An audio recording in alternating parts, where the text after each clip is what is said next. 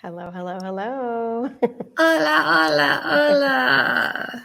Hi, Keyshawn. Hello, Kenya. We are back here again. It's it's a pleasure to be back here on this Thursday evening, Yes. and I am really, really grateful that the sun came out and stayed out for the last couple of days here in Long Oh, Beach. you haven't had sun. We have, well, it's been raining off and on since January, so it was just misting like over the weekend, and so it's nice when I can look at the thermostat or the weather for the week and see that there's nothing below 70. It's like, Oh my yes, God, this is whatever. California.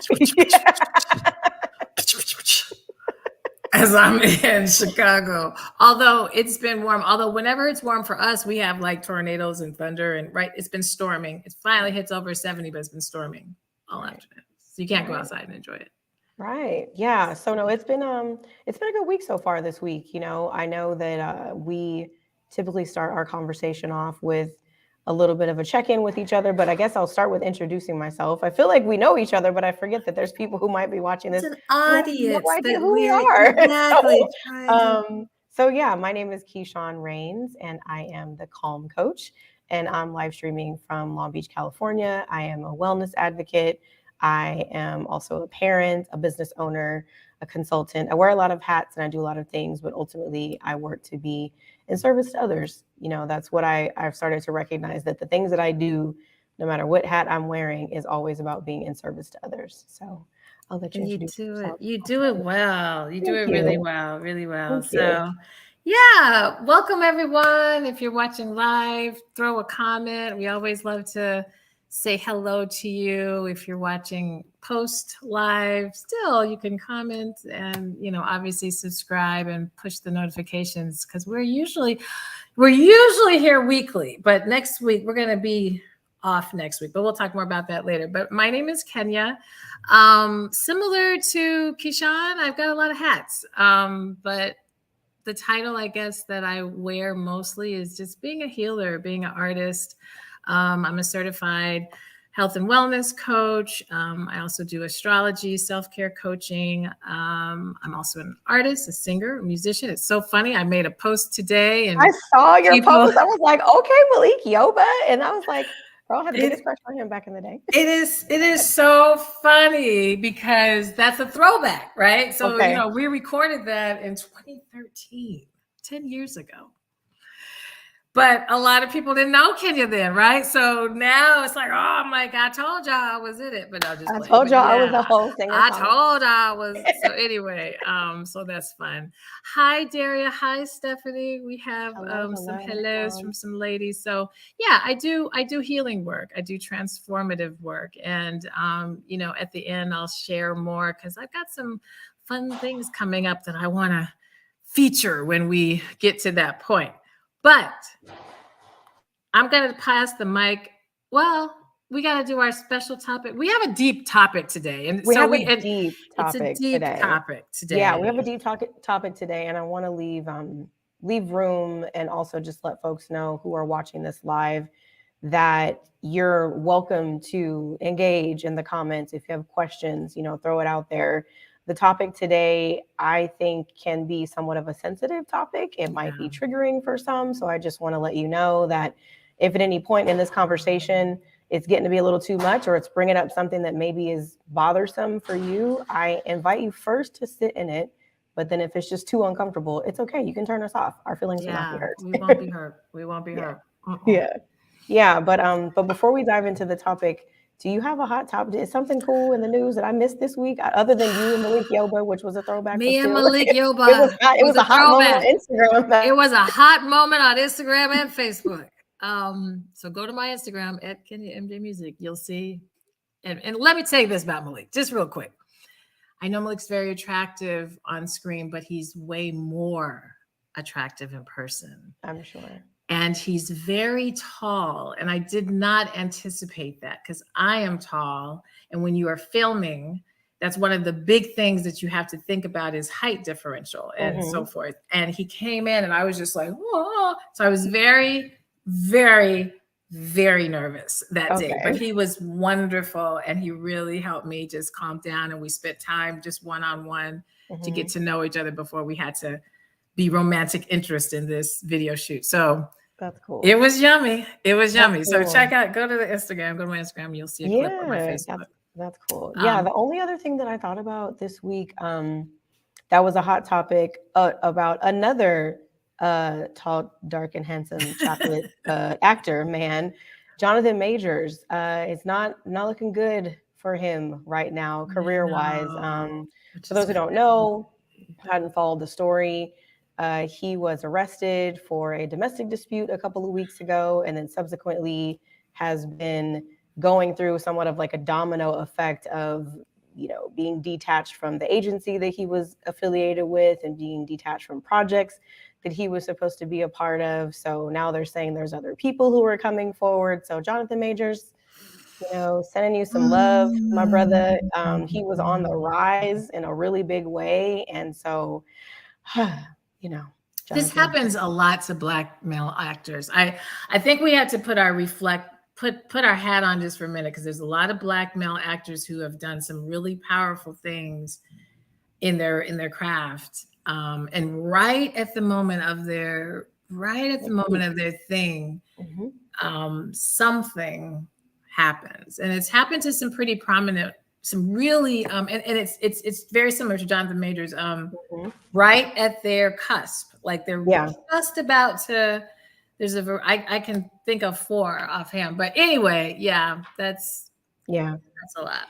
That's a lot. Yeah. So that was on my mind this week, just thinking about that. And you know, just it brought me kind of to a little bit to the subject that we're going to talk about today. You know, when I picked the topic from the list that Kenya has put together for today's conversation, I was dancing around this particular topic. There's like 50 something topics on this list. And every time I looked at the list, this one would catch my eye and I would say, no, we'll talk about that later. We'll talk about that later. And I think that's the reason why I said, you know, maybe we'll go ahead and start the conversation now. And before we came on the broadcast, we talked about this might be the kind of conversation that extends into another show, just so that we can give space for it. And there was also a guest that I wanted to have come on and contribute to the conversation, but she is very busy and wasn't available to join us today. So maybe she'll come back and join us in a couple of weeks. We gotta have her, because she's really I think she's going to be able to bring a really interesting perspective to it. So, and it's a secret, it's a surprise. You guys exactly. But yeah, so today's topic is thick, overweight, fat. Is it okay, or what's okay for Black women? And when I first looked at this topic, the first thing that came up was, you know, one, I don't know at what time in my life I was ever referred to as thick. I remember being in high school, being somewhat petite. I'm only 5'2". I just met some people in person that I've been working with for the last 6 months on Tuesday, and they were like, "Oh, I didn't know you were so little." And I'm like, "Yep, 5'2", right here. I look big on Zoom, but I'm little." But when I was younger, I would say all through high school into my early 20s, I was very petite. You know, I could still wear like kid size clothes and didn't really fill out a bra until I was well into college. And so I never really had like an issue with my weight when I was growing up. Whereas in contrast to some of my siblings, one of my siblings in particular, I remember often being compared to her. Our bodies were different. And that was when I first started becoming aware of this idea of there was a preference almost to people who had a smaller, more petite or thinner body type, in contrast to those who had a bigger, thicker, or fatter body type. And so my first introduction to this idea of what's okay for a Black woman when we think about the size or the shape of her body started when I was a child. And so when I looked at this topic, I immediately thought of the women in my family. You know, for those who don't know, I have 3 sisters and a mom. So there's mostly women in my family. And of all of the women in my family, we all have different body types from like the anthropomorphic to ectomorphic body types. We have curves, we have different lines, we have different skin colors, tones, textures, everything. None of us look exactly the same. And I remember a couple of years ago, we took my mom to a Korean day spa for Mother's Day. And if you've never been to a K spa, Yeah. you're going to get to know each other You're going at to a get to K know spa. each other. You're going to get to know each other. Be a little naked, just a little naked. Yeah, at a K spa, it's traditional to be nude in parts of the spa. And I remember very vividly a memory where we were getting ready to go into the saunas and the baths and noticing I've never seen all of the women's bodies in my family, like just in Wow. their true form. And just kind of taking a a note of like, wow, we really are different.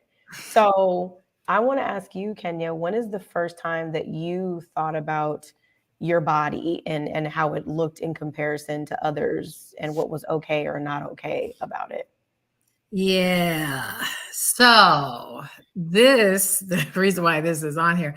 So I was an obese child.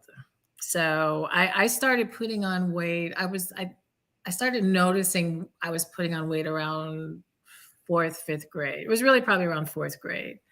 And I remember feeling like I'm bigger, but not really knowing why this was really happening and Mhm. just trying to kind of ignore it and just hope maybe nobody else is really noticing it. So unfortunately, body image for me started probably around age 9, really, really young. And I put on a ton of weight between, I would say, 5th and 7th grade. Mhm. And I've always been the taller girl. So I could play it off a little bit. And just so that you guys know, I'm 5'8", 5'9". I don't know, somewhere between 5'8", 5'9". Um, and so, yeah, I noticed I've had to deal with my weight and my size since childhood. And what ended up happening, by the time I was 13, and I remember getting all the way up to a size 20, Mhm. being in 8th grade, 9th grade, 8th grade. And when I got it to a size 18, I was just like, okay, what is happening? And again, Mhm. maybe if I just wear this or this or this outfit, nobody will really notice this. But I started hearing some comments here or there. But it wasn't loud comments. It wasn't like heavy bullying, but it was Mhm. obvious that I was the bigger girl. Um, and really what happened, what really kind of shook me is when I was in 9th grade, starting high school, I had a pediatrician appointment. And Mhm. my pediatrician told my mom that I weighed 202 pounds, and this is 9th grade. And I just broke. It all finally, I hadn't broke. Like I would always, when I would hear the weight, it would be like, like weight. And my mom would try, my mom was disciplined, and you talked about families. So I have one sister and then my mom. And my sister, growing up, she's taller than me, 5'10", and she was a track athlete. And so growing up, she was very long and thin and, nice chest and curves and, just really. And my mom is a very petite woman. She's not real short, but her too, size 6. And so here Kenya was, right? Mhm. Mom was trying not to say things. I could tell she would try to say, well, let's try it. Let's together eat just cabbage soup for the week, or let's together just have bananas, like and I could tell, and it was like, okay, why are we just eating cabbage soup? Like, okay, but I knew what that meant. But when the pediatrician said that, I broke. And the pediatrician said, I really think you need to consider Weight Watchers. And I think a lot of people have downplayed Weight Watchers and have said it was not a good thing for youth. But for me, I think it was probably the best thing I could have done, because it made me. Weight Watchers has always it's more trendy now. When it was back in the 80s and 90s, Yeah. it really was. So, You got to eat some good quality food. It wasn't yeah. about starving or any of those things. And it taught me how to look at food differently. And it Mm. taught me how to, because I was with all these, I mean, I was 13 and all the I was women were gonna like say when 60. you were I was gonna say if you were in 9th grade, that's 13, 14 years old. I mean, I remember seeing ads for Weight Watchers, and my grandmother, both of my grandmothers actually at one time were doing Weight Watchers, and they had the lean cuisine meals and they had the slim fast shake. So I remember around 8th grade going into high school, seeing just like ads and commercials, but then also seeing the women in my family who at the time, you know, when I think of like my grandma Mildred at the time or my grandma Lavelle at the time, they're, you know, just grandma bodies, you know, I didn't think they were big or fat or anything. They were just like cozy grandma bodies, and they were soft and squishy, and who doesn't love a hug from those, you know what I mean?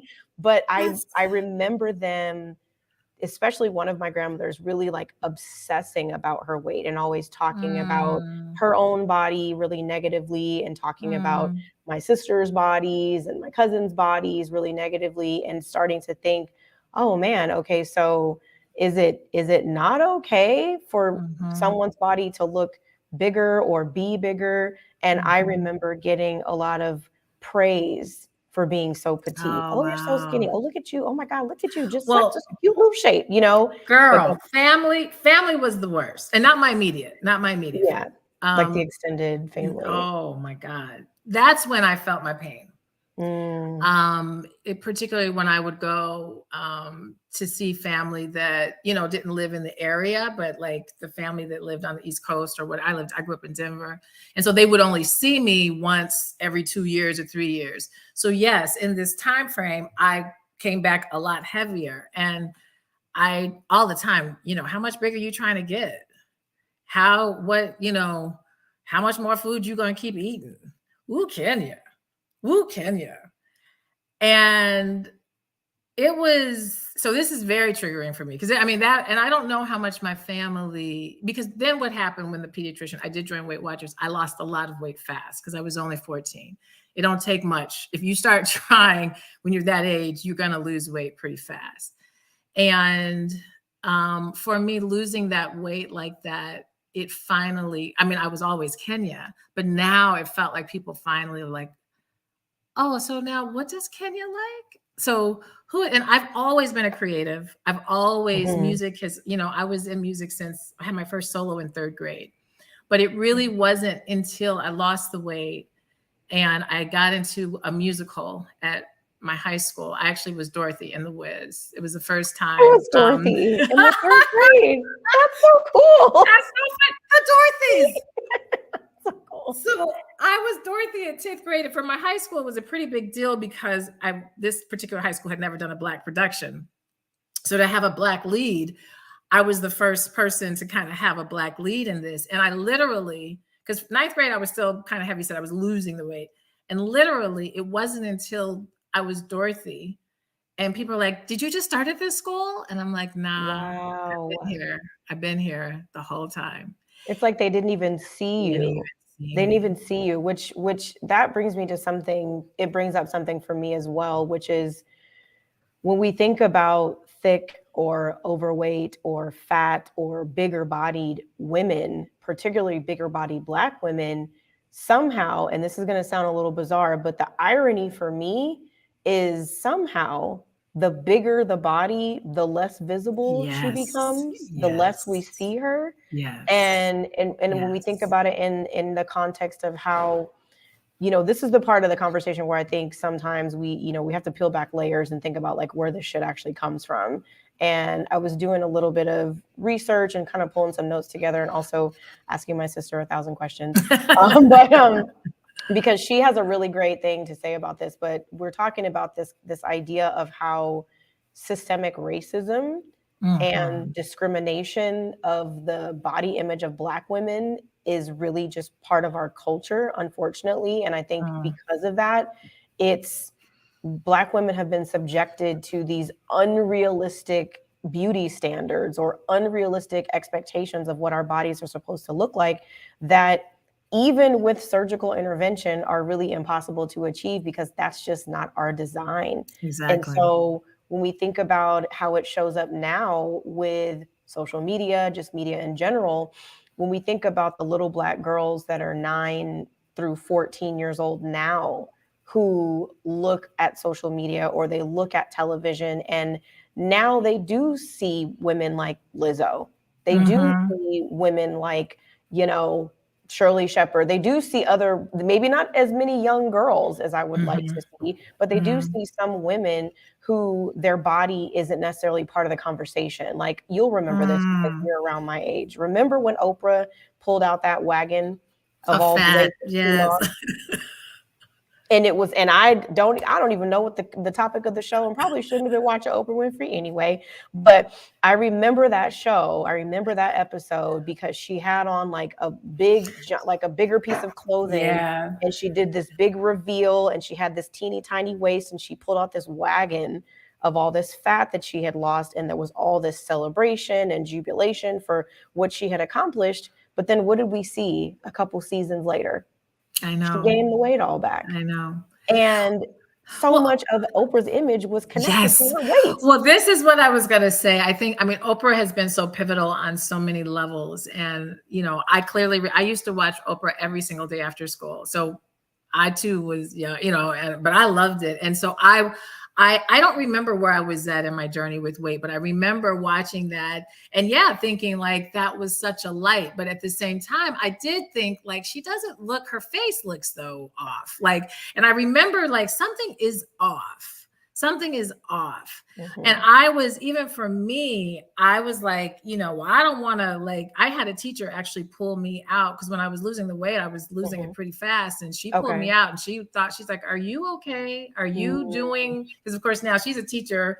Like, are you eating? Right. Are we doing exactly? Yeah. And I'm like, no. I'm on a special program. This is intentional. Right. But this is so multi-layered. When you were talking about the bigger we are, the more invisible. And this is so deep because when we put the mental health layer on this, there are some women who want to be invisible, therefore will allow the weight to keep coming on because of a myriad of things. Yeah, and I am one of those women. Like I said, when I was a child and a teenager, I was never fat. I was never overweight. And it wasn't until later on in life where, after having a child and experiencing what I now understand to be severe postpartum depression, I started putting on weight and put on a little bit more and a little bit more and a little bit more.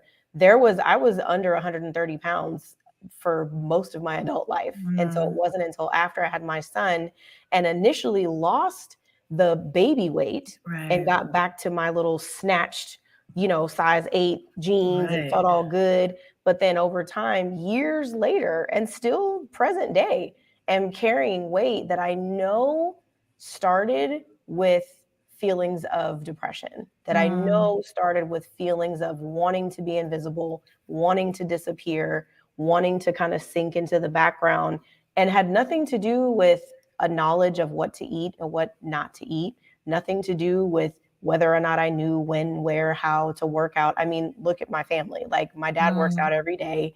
One of my sisters is a certified nutritionist and exercise psychologist. One of my other sisters is a, body movement advocate, supreme. Like, I know how to get smaller, but there's something in me. And I was talking to a friend of mine about this, and we had, we talk very vulnerably, and we get together once a week typically, and we go for these walks, and we talk about, girl, I know what I need to do, but it's just not happening. And I think that's where this question comes in. Like, what's okay for Black women? Is it okay at a certain age to be bigger? Is it more acceptable once you've had children to be bigger? Is that just our natural way? Or are we still trying to shrink ourselves into these body images that were never designed for us in the first place? Yeah. I mean, I think it's all of that.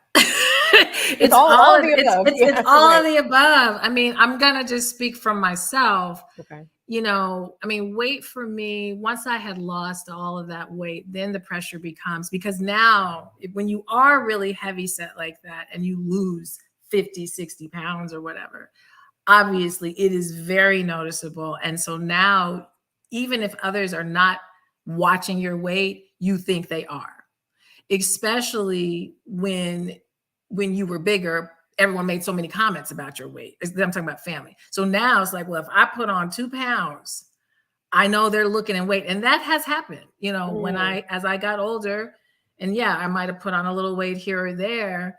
Family, oh, you trying to put some of that weight back? Like they're And measuring for you, like they're keeping track.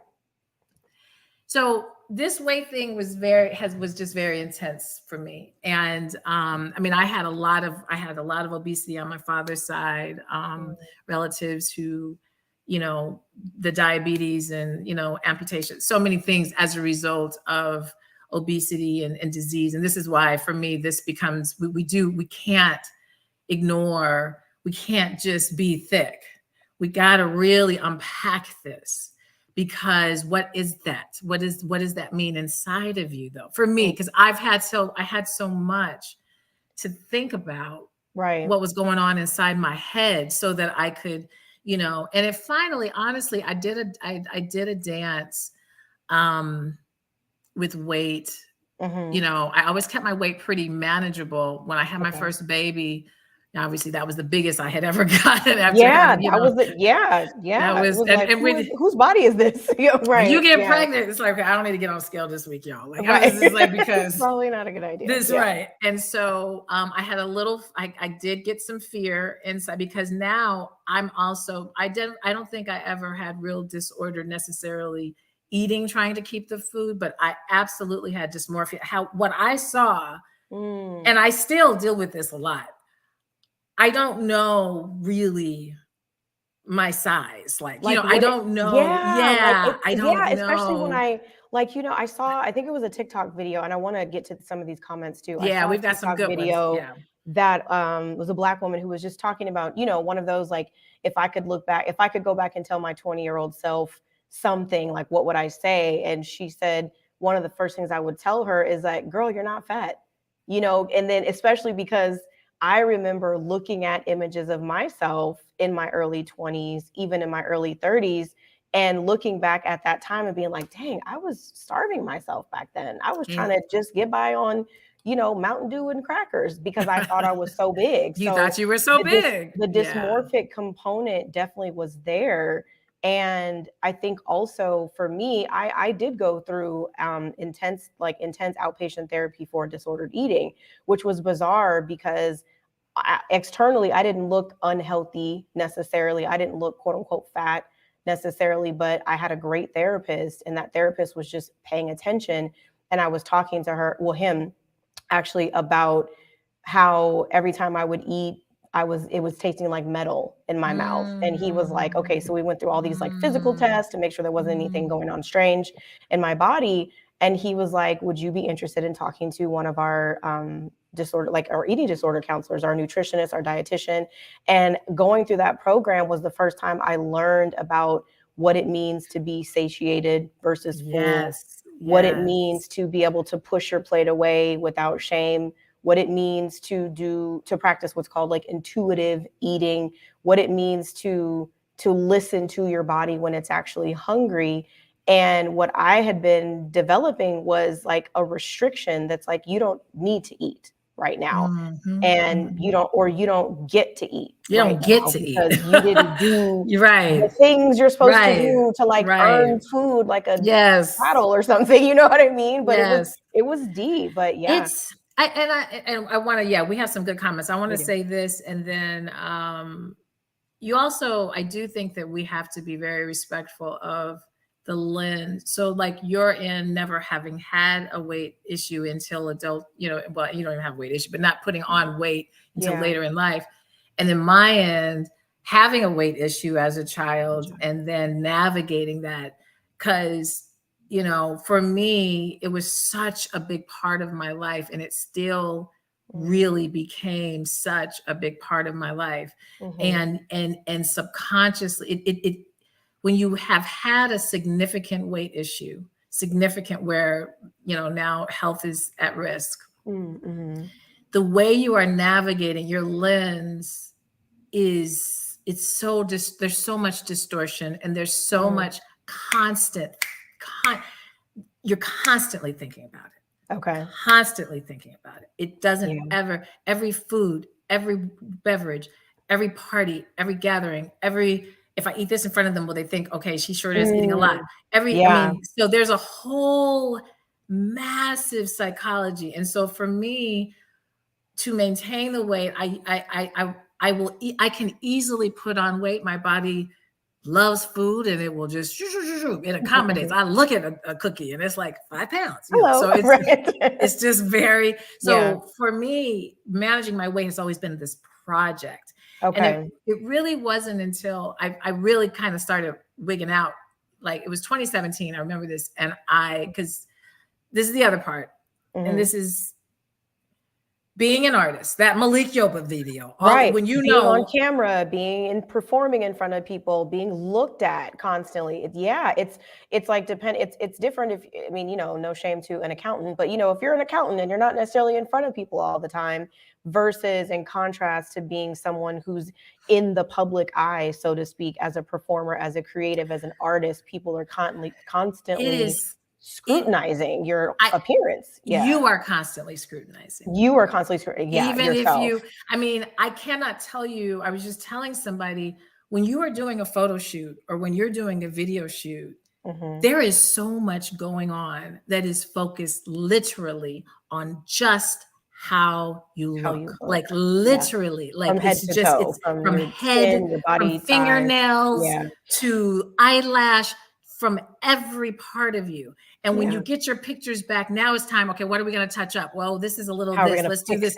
How are we going to fix it? So this became, and I was just, you know, I'm an independent artist, so I'm not Hallie, I'm not Janet, you know, I'm not in that main stage. And that level of scrutiny that I felt, and nobody was saying it, but I knew that these images, that people see on social media even. And that's why I always try to tell people, I'm like, please understand, that is another Kenya.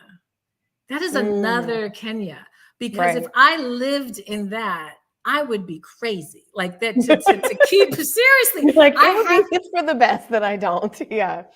And so in my normal Kenya life, which I'm in right now, like not being in my active artist life, and I look back at those videos and I still feel connected, but it's a little scared because right now I'm like, oh, good. I don't put my glasses on. I can, you know, like, I don't care. You know, I mean, I still want to look beautiful and I still feel, you know, I've had to go through a lot of therapy and a lot to really understand, but I'm in a weird space right now because I realized that my artist self, though, was where I gave myself the permission, though, to feel really sexy in whatever. In whatever, And now I'm like, okay, whatever, but I don't know if I feel really sexy. Right. I think that's where I'm living right now is, you know, last year towards the end of the year, I went to the doctor and got my, like Keola mentioned, your health is determined by your vitals. I went and had all this lab work done. I looked at all my numbers and I went to have another doctor look at the numbers and they said, oh, we might want to look at this particular number because this might be a little on the edge, and nothing that was a health scare or an alert or an alarm. But I remember going to the doctor and getting on the scale and seeing a certain number and looking at the nurse practitioner like, did you see that number? Because I didn't get any taller. So, and it was a moment where it was a number that I had never seen next to my name in all of my life. And I remember in that moment feeling like, I don't know who to be in this body. I don't know who to be. I don't know who this person is. I don't know how this person moves. I don't know how this person presents themselves. I don't know, where do they go? What kind of clothes do they wear? What kind of people do they spend time with? Because it felt so foreign, because I felt so dissociated from that body. And I mean, one of my good friends, Talisa, she's on here tonight. She really helped coach me through just getting myself new clothes, because something that I wasn't doing, I was refusing to buy clothes that fit this body because I was holding on to clothes. Oh Lord, this is for the appropriate size body, and they were sitting in my closet collecting all sorts of dust and cobwebs. But she was like, she introduced the CCC, which is, I want you to feel cute, comfortable, and confident in whatever body that you're in. And I literally virtually took her with me to the store. Like, okay, girl, I'm gonna try on these jeans. Okay, ooh, girl, it's a size this. I've never bought a size this before. I don't know if I should buy it. And she's like, girl, do you feel cute? Do you feel confident? Do you feel comfortable? Wear it. And this is huge. Thank you, Talisa, for saying. We got some really good comments in here. I hope you guys are kind of scrolling. But to that point, I'm right now in a season of throwing away shit. and buying clothes that make me feel cute, comfortable, and confident, and not waiting. And, one person I look at whenever when I start to feel like I'm just a little itchy, because I've worked really hard on this, is I will go to Jill Scott and I'm like, this girl, her stylist, they know, between her breast, whatever with her waist, with her face. I mean, I love how she is styled. I love how she's styled, because most things that I have seen her in are for her size, and she looks freaking amazing. Fabulous. Yeah. And in within her curves, within her layers, within all of it, and I don't know Jill, I don't know how she feels inside, but she definitely wears it with an ease. And I don't see her doing drastic things it's just, alter her, modify her body. Yeah. And exactly. I like how you said the way she's styled, because that, like, to the point I was making earlier, that it seems in some cases that the bigger that a Black woman's body is, the more invisible she becomes. So when we see sometimes some people, when they see a Black woman who has a bigger body and she's styled to the nines, I often hear the good for her. That's good for her. Look at her. And it's like she's not allowed to be styled beautifully. Like, she's not allowed to have clothes that are made to accentuate her body, because she should wear a muumuu or a tent. Like, should she not show her curves? Should they be covered? Should they be concealed? And I think this idea of celebrating different body types and different body sizes, specifically within Black women, specifically within Black women's bodies, I think it's necessary for us to promote that, because if we think that there's only one way to be beautiful, there's only one way that looks healthy. Like, I like what Keola said, that if your vitals are good and you're happy, be whatever size you want. And that's the approach that I've had to take is, are my numbers good? Am I about to die? Am I going to pass out? Or is my inflammation on 100? Is my glucose on really, really high? Whatever the number is that's above 5, whatever it ain't supposed to be. Because for me, it's about health. I want to be able to go for walks. I want to be able to get on some roller skates. I want to be able to go for a walk. I want to be able to get on an airplane comfortably. I want to be able to travel and move. And I don't ever want my size to impede that. And it hasn't been an issue so far. However, I know that I'm still working through this dysmorphic disconnection with this body. Yeah. No, I mean, again, I'm a health coach, so I help people, process these things. Yeah. But, I'm a human being. And that's the big thing with the vitals, with what Keola is saying. My thing, your best weight is your healthiest and happiest weight. Like, when you feel, when you're lab work, when you are, either managing disease or free of that. And you are also happy or feel a sense of content and joy, and not stress to maintain, and not, frustration, or not paranoia, or, all of that. So if that means a little bit more weight on the scale, which whatever with the scale, but if that means I'm wearing a size a little bit bigger, but health wise, yes, my labs, I'm not suffering from, disease. I don't have an underlying quiet disease festering, because this is another thing that happens is, and this is why the medical system, this becomes really complicated, because our medical system has a long way to go to better understand, to better understand Black women, and women, period, not women, even just Black women, but our bodies as women, what our bodies are doing in order to, your body is very smart, and your body doesn't ever want deprivation. It doesn't want to experience loss. It's not made to lose weight. That's not physiologically, it's made to go and move. This is why we can put on weight very easily, because the body knows I can just store it. I can put this away for later. I can put this away for later. Exactly. I can tuck it away. You get hungry. Or if I don't know how to process, that you've been holding on to for a month. You're like, well, we got this. Like, I don't even know what this is. Yeah. This is some substance. So I don't know really what to do with it. It's a toxin. Just put it away over here. Right. So I wanted to address this comment. I see it that just came in. Thank you, lady. Thanks, ladies, for projecting your open-minded and truthful view. Our medical system was built from the abuse of Black women. Absolutely. I wanted to comment on that too. For when we think of bigger bodied Black women, and how we are treated, or how bigger bodied Black women are treated in the medical system, oftentimes if a bigger bodied Black woman goes into a medical practitioner's office, depending on who that practitioner is, and expresses any trouble sleeping, headache, maybe feeling depressed, maybe feeling super anxious, maybe feeling anything, the first thing they're going to say to them is, you probably should lose weight. You should probably lose weight. And it's like, well, why don't we start with running some labs? Let's look at my blood work. Let's do some x-rays. Maybe we need to do a body scan. Let's see what else is going on. But let's oftentimes, ask, how the hell are you and what's really going on in your life? That part. But let's immediately say, oh, you need to lose some weight, and that's going to solve all your troubles. And it's like, no.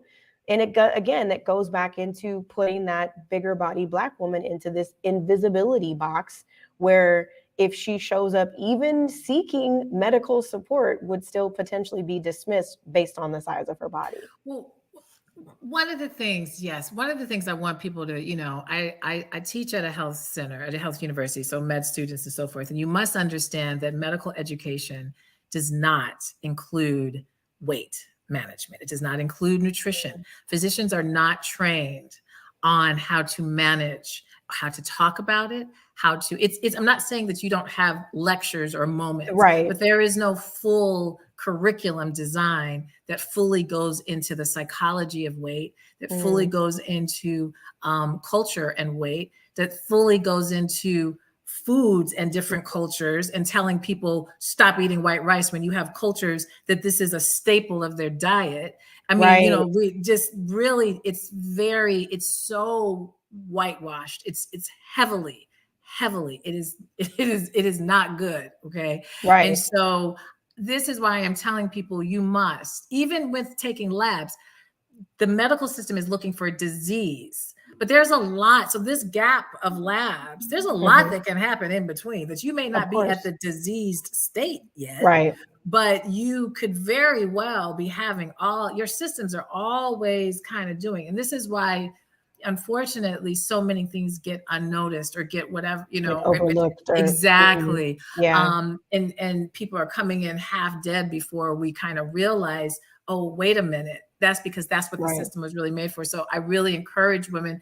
We have to, as Black people, we cannot, we have to have a holistic way that we're looking at our health. We have to go to those practitioners who are asking us, not just like literally giving us an assessment of our mental health, because it's starting with your soul and your mental health. This is where it's all starting. Right. And, I want us, this is why I really hope our guests can come in our part 2, because the point you made about getting the clothes and getting confident, and just, that's where it starts. We have to accept where we are, wherever our body is, because what's happening is we keep trying to fit in. So Keela said doctors are great for surgery. Doctors are great for surgery. Yeah, if you need surgery, but that's how they're trained.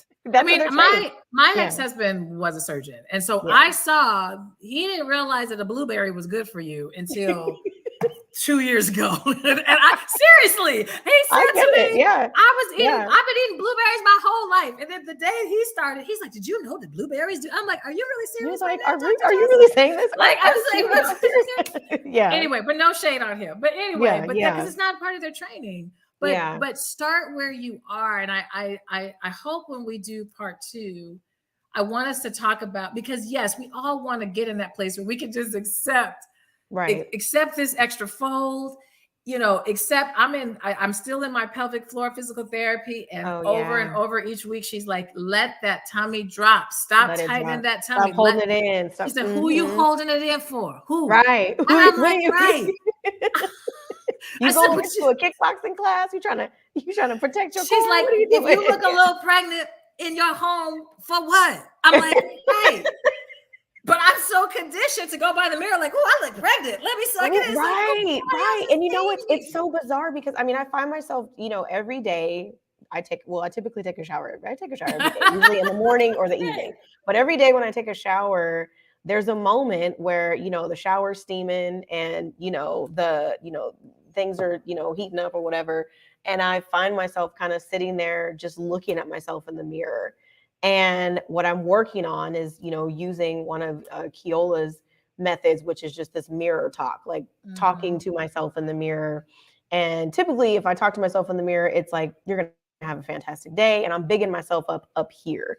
So what I've been working on, and I have not mastered it yet, what I've been working on is like looking at my physical body naked in the mirror and just looking at it with some level of appreciation.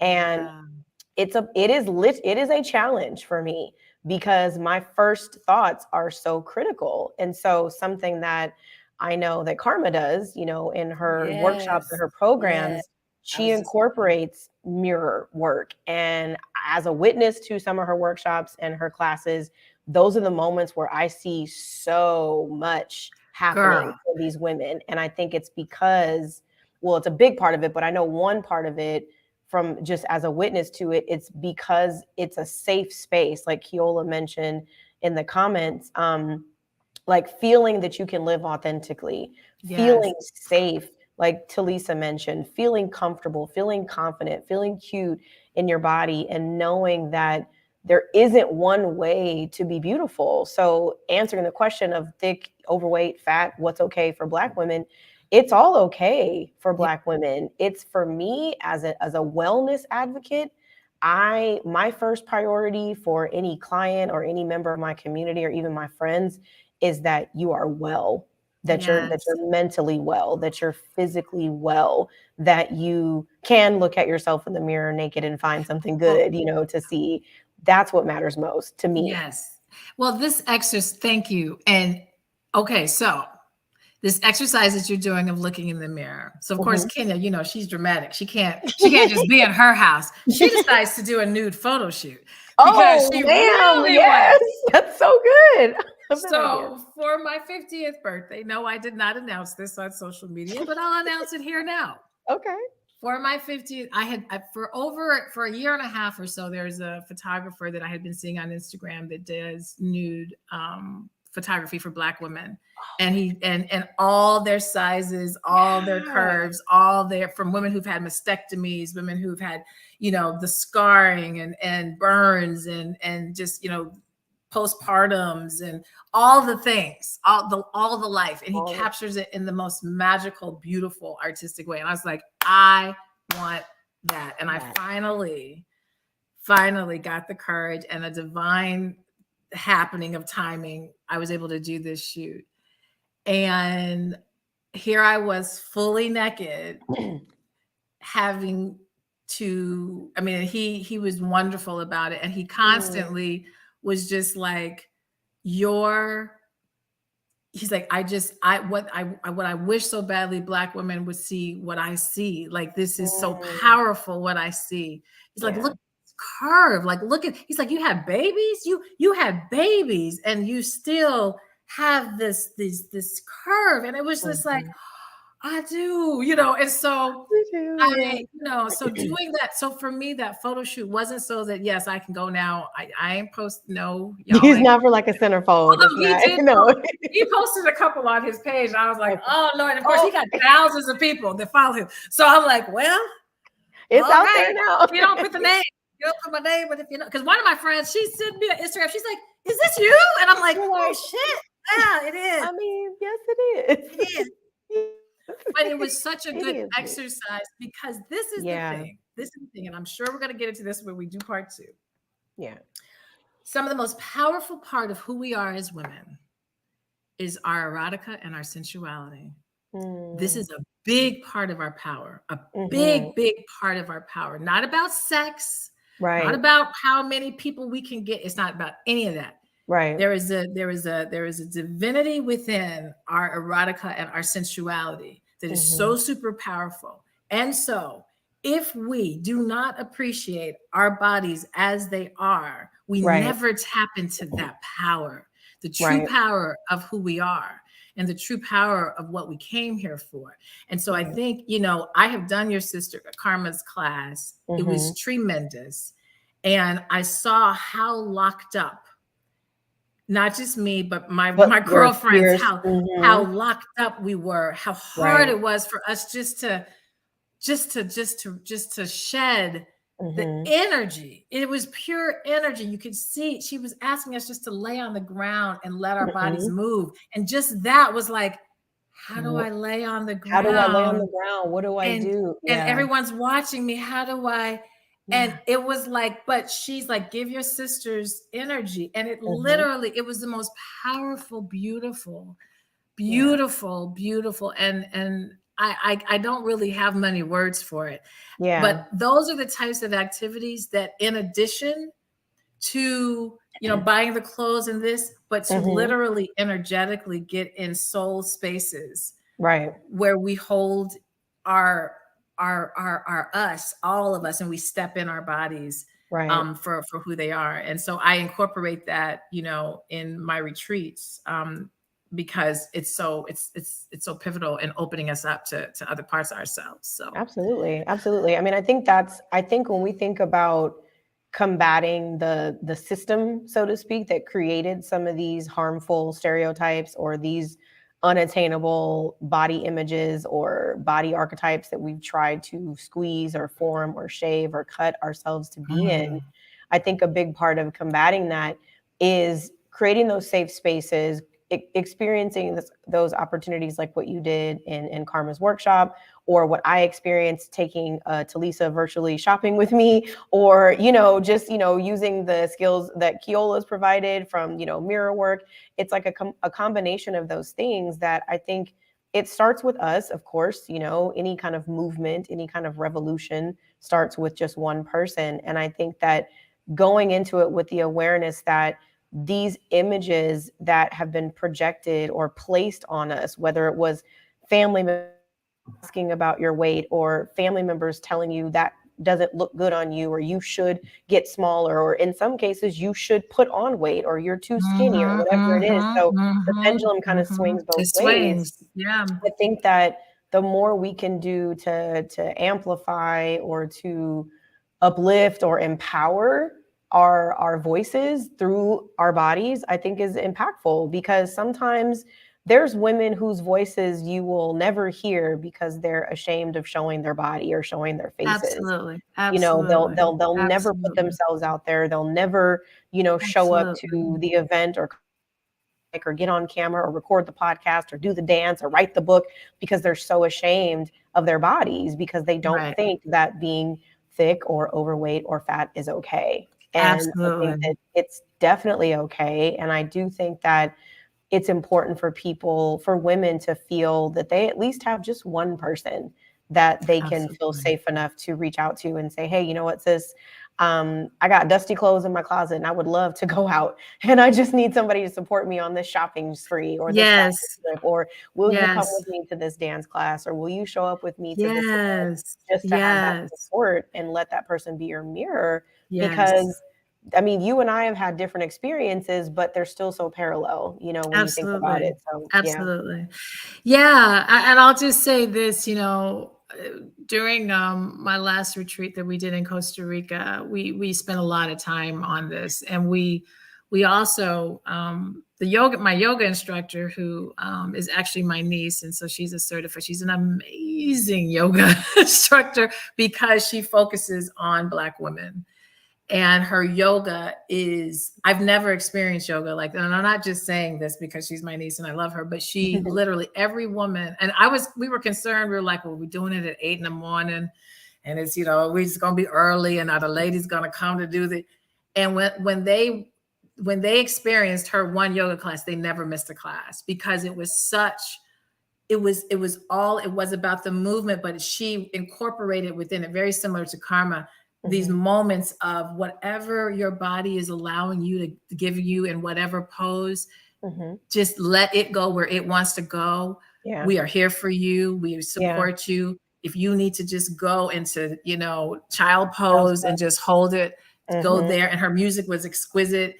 And I mean, everybody left, sweaty but happy and connected. And Yeah. so I think this is, and hopefully maybe when we do our part 2, whatever we do, is to really talk more about how do we start forming these communities? How have we Mhm. maybe, and the guest, when we can get the guest on, be able to kind of talk a little bit more about it, because it's critical, because it's not just about how cute we are. It is a little, but I'm telling you, it's tied so much into our spiritual and mental health. Oh, for sure. And we have a spiritual health, it's not just a spiritual thing, it's a spiritual health.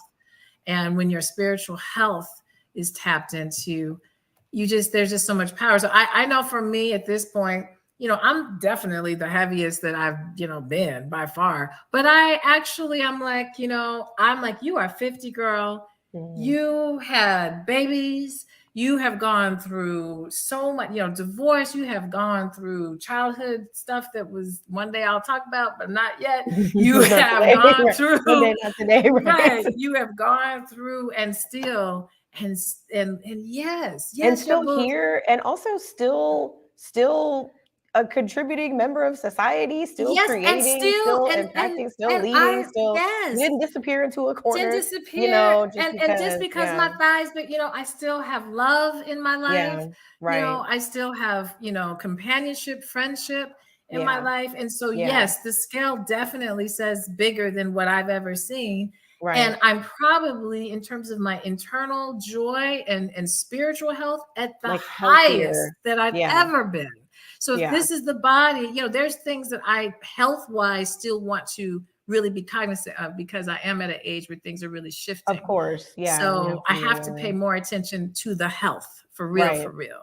So yeah. Oh, yeah. Keola made a good comment. She said, eventually we'll have to move away from referring to a body as fat or not fat, and move towards leaner than average, and less lean than average. Because she mentioned earlier that larger size bodies are more average size bodies. Like, I saw something the other day that said, Marilyn Monroe, one of the most, infamous women equated with, quote unquote, Hollywood beauty standards, she was a size 14.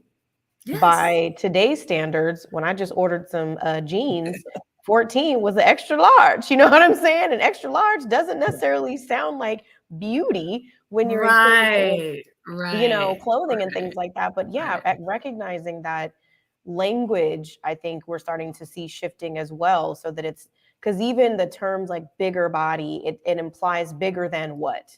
Bigger than normal, bigger than average, or smaller body, smaller than what? Smaller than normal, smaller than average. So I think the conversations like these are really necessary, and I do look forward to being able to come back and revisit it again with a guest if she's available. And I do want to say, for those who, Talisa, thanks for tapping in.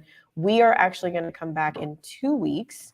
So we're entering into graduation season. So Kenya, as she mentioned, is she's a lot of things, y'all. I'm an educator. I just say educator. That's an easier way. She's an educator, and so one of the educational spaces that she's in is a college, and so they're going into graduation season next week, and so we're going to take next week off, and then we'll be back the following Thursday, which I believe is May the 4th. Yes, May 4th. Which is another auspicious day. It's like Star Wars Day. So that's fun. So we'll be back then. May the 4th be with you. May the 4th be with you. Yes. Well, that's going to be that whole week is going to be kind of interesting, because the 5th is a full moon. And on the 7th, this would be my highlight. I am doing a special astrology self-care meetup focused on your moon sign and its relationship to mother-daughter relationships, and what how your moon sign tells, especially with your family. Your moon sign tells a lot about the way you were mothered. Okay. It also tells a lot how you mother. Mm-hmm. So it's going to so this talk, by just knowing your moon sign and knowing its placement, you're actually really better able to understand what your mother was going through. Okay. In raising you, and also how you are impacting your child. So your child's moon sign tells what they're going through. Okay. So it's going to be a really fun. So we're celebrating Mother. The following weekend after that is Mother's Day. So just, if you are interested, again, that Kenya MJ music, if you go on Instagram, I have in my bio and the link, it has all the goods. Yeah, so I'm excited about that, and also Good. I'm really excited to talk about it because it's absolutely fascinating when you I can realize imagine. that just on looking at your astrology, you can tell what your mother was going through. You can also tell what your mother was going through when she was pregnant with you. When she was pregnant. Okay, I was going to ask about that. Okay, so Yeah. that's going to be on That's May going the to be 7th? May 7th. Okay. Yes. Okay. Yes. And So so the people can way sign up through you can Instagram? sign up, yep. So Mhm. if you Okay. go to Instagram to the Kenya MJ Music and look in the bio, you're going to see a thing that says save the date. Okay. And you click on that, you fill out the form, and when the actual link goes where you can save your spot, you'll get notified. So we're just Cool. quietly, yeah. So because we Okay. can't have a whole bunch of people to that because I want to be able to get to each person, to let people Okay. be able to say what their moon sign is. So Yeah. anything that you want to highlight coming up that you want people to Highlight coming up. Nothing off the top of my head. Just, my son's graduating from college in less than 2 weeks. So that's exciting. My awesome. whole family's going to New Orleans. So that'll be fun. Yes. But Awesome. yeah, I'm working on a lot of projects right now. Nothing that's ready to be announced just yet, but just continuing to support the movement of what you're working on and what I know lots of other people are working on too. So yeah. Awesome. Yes, I got a lot coming up. I'm doing it in giblets. That's the first thing in May. Yeah. I'm also working on a mocktails and mantras, Mama Okay. Wusa. So where you guys can learn some recipes for some mocktails Mocktails and mantras. Keola is mantras. our resident mock tender. Mocktail She's a tender. mock tender? Girl, she was a whole, yes, she was a whole, yes, Why am I Keola. gonna use your whole family? Like, why I am don't, I? I'm telling you, we're a one-stop shop. You don't have to go nowhere else. But Okay, yeah, Keola, connect with her on Instagram. I am. Connect with her on Instagram. She's got a ton of mocktail recipes. She might even be available to come on and, That's show what I'm you how to. saying. Mhm. I will. I Yep. will. Yeah. Your mom said that's going to be interesting with 5 children. Let me say this to Mama Rain. It is because we raise each of our children differently, and it's within the moon signs that you really see how, in fact, you were raising each child differently. So you have to, Mama Rain, you got to know each of your kids' moon signs. So Keyshawn, your moon sign is Sagittarius. I think we all know ours. Okay, I think all the good. 5 of us know ours. Yeah. So yeah, so that Sagittarian Me and Keola energy. are both Sagittarius moon. So that means she raised you probably in a similar energetic way, which you have to look at the Sagittarian energy, which is positive, buoyant, can be a little impulsive. Yeah, right. so it's very, and actually Yeah. Sagittarian moon is a more lighter moon. It's the Scorpio moon, Aquarius moon, and Capricorn moon that indicates there was probably more challenges. And my son has a Scorpio moon, gosh, Jesus. And then I have a Capricorn moon. So as I said, there are things that I haven't conveyed. And some of that is to protect. I think I'm still working through how to talk about some of my childhood stuff. Like I'm still working on that. You guys are very open, you and your family with your mom. We've arrived there. It's a journey. It's still an ongoing journey too, because I think that, it didn't happen overnight. I can definitely say that we arrived there slowly. And then again, like you were saying earlier, when you have 7 people in one immediate family, there's going to be those who are, totally comfortable with, going into those conversations about things from the past, childhood, et cetera. And those who were like, well, let's just leave the past in the past. You know what I'm saying? Like that. So different levels of comfortability. I'm open to talk about my son. I was actually having a conversation today with my Scorpio moon son because it was tough. He unfortunately experienced me during a really dark time of myself. You talk about postpartum. Yeah, I had a lot of postpartum and I had a lot of darkness that I wasn't understanding about myself. It was very subconscious. And unfortunately, I see now how that got transposed onto him. And now, we've worked really hard. I've worked insanely hard on myself because I realized finally this wasn't about getting this kid any kind of way. This was about getting Kenya a certain kind of way so that this kid would have the freedom to be who he came here to be. And so we are in a season where he is, he's blooming in a very non-traditional way. And had I not done that work, we would really be in battle right now. But Yeah. you know, my son he's going for the stars in a way that I'm like, Lord Jesus, Jesus. But he's, you know, like, Mom, I'm the happiest I've been. I'm like, That's okay. good. Yeah. So yeah, all of that is in the chart. So it's fascinating. So and your May mom said, 7th, mark your calendar. May 7th. Register through Instagram with Linktree, save the date. Yep. So it's the Sunday before Mother's Day. It's right? the Sunday before. Okay. Yep. It's going to be at 7 p.m. Central. So that's 5 Central, p.m. so 5 p.m. Pacific. So yeah. Okay. If you are a Patreon member, you have complete free access. If you are not, then join, because then it's just, you join for free for 30 days. Right. Then you can be for free. But if you're just like, I don't do any of that, I now no longer am doing entirely free events. I do holding things. So you pay a $10 holding fee. Your money will be refunded back to you upon you attending.